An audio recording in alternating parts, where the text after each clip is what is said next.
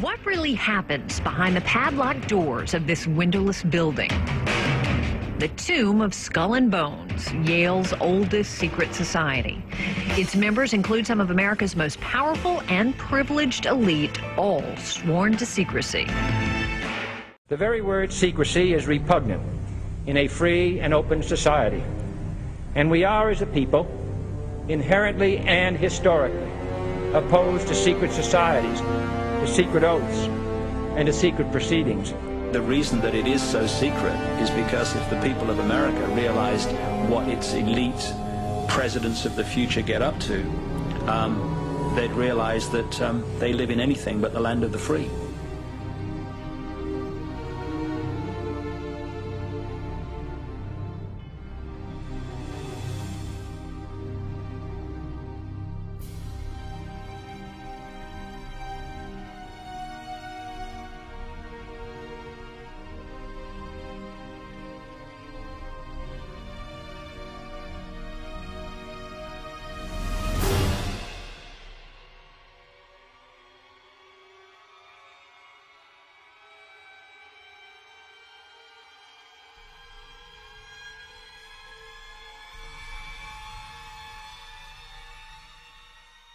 The society includes at least 3 U.S. presidents, Supreme Court justices, and too many senators and CEOs to name.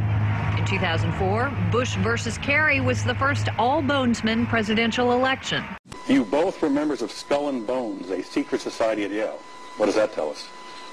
Not much, because it's a secret. Is there a secret handshake? Is there a secret code?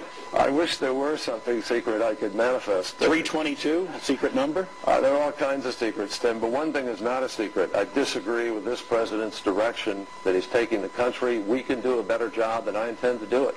And we'll be watching. Be safe on the campaign trail. John Kerry, thanks for joining us. And we'll be right back.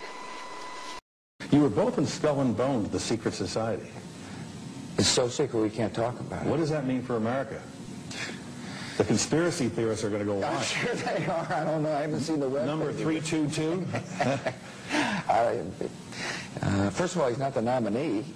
And, look, I look forward... Are you prepared to lose? No, I'm not going to lose. No bonesman has ever publicly revealed the truth, but it's believed the 15 juniors are selected each spring based on a mix of family connections and their accomplishments. Initiation is actually pretty silly. Members dress in costumes, skeleton costumes, devil costumes, other costumes. Somebody's dressed up as Elihu Yale. The initiates have to do things like drink fake blood out of a skull. And share their deepest, darkest secrets. One of the first activities they participate in is called connubial bliss, or the sexual history.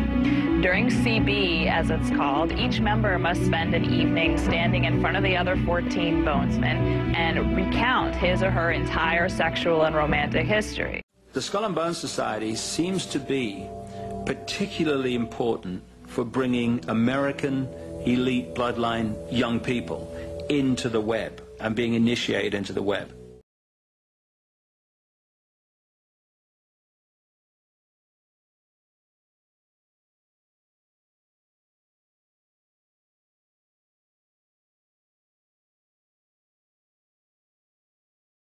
The videotape provides a grainy glimpse into what appear to be the initiation rituals of a secret society that's been around since 1832, whose members have gone on to be leaders of Wall Street and the White House, the Senate and the Supreme Court.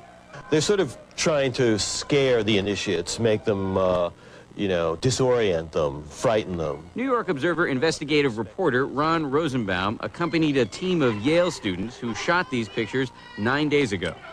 Rosenbaum's curiosity about Skull and Bones was permanently piqued when, as a classmate of George W. Bush, he lived right next to the Tomb, the group's heavily fortified home. From their perch, Rosenbaum and his cohorts taped the Tomb's courtyard. What they captured, they say, was initiates, known as neophytes, being forced to kiss a skull, then members performing a mock killing. It may look like your average fraternity nonsense, but Rosenbaum says it's not. Even though it may seem silly to us, it seems to mean something to them, and you can't argue with the success of Skull and Bones. True. Famous alums include senators John Kerry and John Chafee, to name two, cabinet secretaries such as Averell Harriman, and 3 presidents, William Taft, George Bush, and George W. Bush, who's been reluctant to talk about Skull and Bones. Does it still exist? The thing is so secret that I'm not even sure it still exists. In recent years, by many accounts, the on-campus influence and allure of Skull and Bones has waned dramatically, and there is no proof that the rituals recently caught on videotape are the same ones performed by the current president. Still, Rosenbaum says the tape is a valuable artifact, an extremely rare view into the secret society that groomed the American ruling class for generations. Dan Harris, ABC News, New York. Legend has it, true bonesmen have gone to even greater lengths to prove their loyalty. According to one such story, Prescott Bush, George W. Bush's grandfather, was part of a group that broke into the Oklahoma burial place of the Apache chief Geronimo and made off with his skull. Judith Schiff, an archivist at Yale's library, says there is some evidence to support the claim. There happened to be a letter there amongst the students who were friends from a friend of Prescott Bush who said he and Prescott Bush had indeed stolen the skull of Geronimo. While there is no independent information, Geronimo's grave was disturbed back in 1918. There are photos of skulls inside the Skull and Bones tomb. If you saw some of the earlier photographs of the society, their annual picture was always taken around a table on which was at least one skull that they owned. If you listen to what people have said who've had some experience of that secret society, the Skull and Bones, it is more than just a talking shop.